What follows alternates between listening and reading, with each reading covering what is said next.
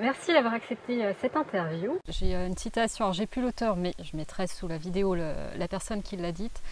Finalement, les événements qui créent de la souffrance pour nous, ce sont des cadeaux mal emballés. Moi, je trouve que c'est assez vrai et ça rejoint complètement ce que tu es en train de dire. C'est une belle image. Finalement, on en a besoin pour progresser et c'est après coup, très souvent, qu'on se rend compte que finalement, on est content. Je ne sais pas si le terme est approprié, mais que c'était nécessaire pour justement pouvoir accéder à d'autres choses. Ma thérapeute, parce que j'ai fait moi une thérapie de 5 ans, pour digérer, si on peut dire, et progresser à travers cette épreuve que je venais de vivre, puis d'autres épreuves dans ma vie, elle m'avait fait faire un dessin formidable, qui était d'une grande simplicité. Elle m'a fait noter chronologiquement toutes les choses vraiment, toutes les réussites, voilà, que je trouvais, en tout cas, les événements que je considérais comme des réussites dans ma vie. Et puis année par année.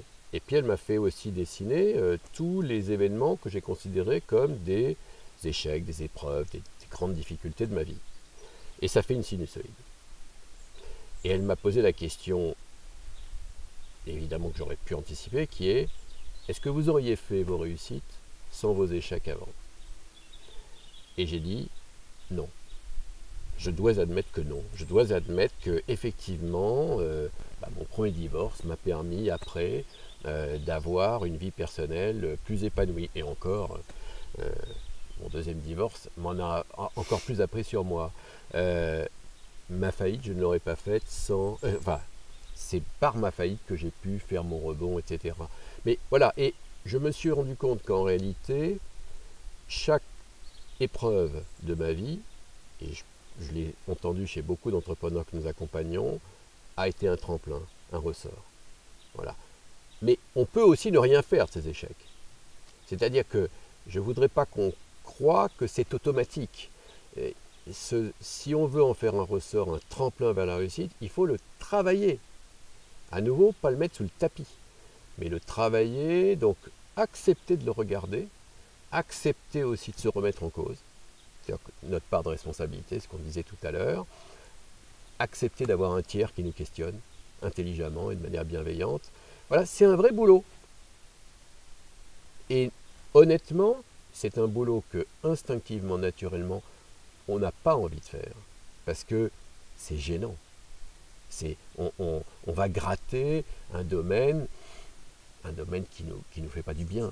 Voilà. J'appelle ça les zones d'ombre, c'est les trucs qu'on a envie de cacher, mais pour montrer le soleil, en tout cas nos parts lumineuses, il y a besoin d'avoir de l'ombre pour faire les contrastes. C'est une très bonne image. Je pense qu'effectivement, d'un seul coup, ce qui est à l'ombre, il faut mettre le soleil dessus, il faut mettre la lumière dessus. Mais c'est clair, humainement, on n'a pas envie d'aller dans nos zones d'ombre. Est-ce qu'il y a quelque chose que pas qui accélérerait, mais qui en tout cas donnerait le courage, justement, pour les gens qui sont noyés dans l'échec, dans l'émotionnel, pour aller plus rapidement ou plus simplement vers ce genre vers un tiers? Le courage, c'est compliqué. Hein. Le courage, c'est une vertu, c'est une valeur, c'est un jugement. Moi, je suis convaincu qu'on a tous du courage et de la lâcheté en nous. Et que c'est le contexte dans lequel on est qui va éclairer plus ou moins notre courage ou notre lâcheté.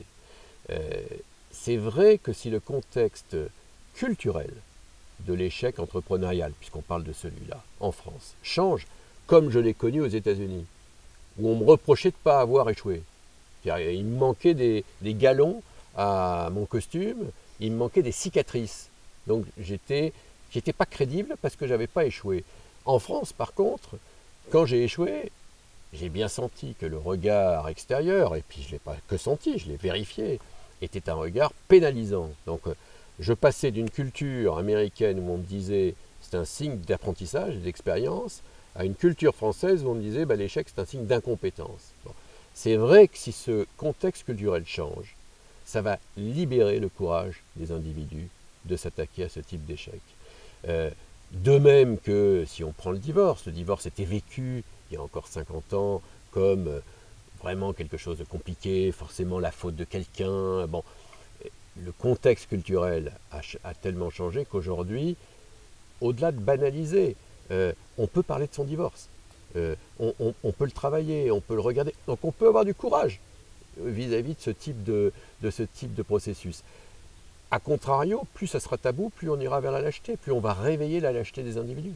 Parce que, effectivement, qui a envie de s'emmerder la vie avec des tabous et d'affronter des tabous?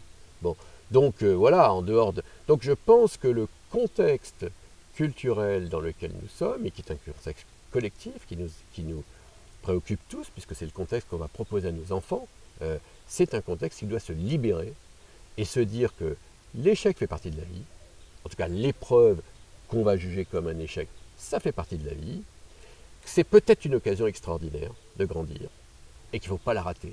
Donc il faut mettre les gens qui vivent cet échec dans les meilleures conditions de pouvoir en tirer la quintessence, tout l'effet positif, le cadeau caché ou le cadeau mal emballé dont tu parlais. Voilà, parce que c'est un moment, c'est un trésor, c'est un moment clé pour eux.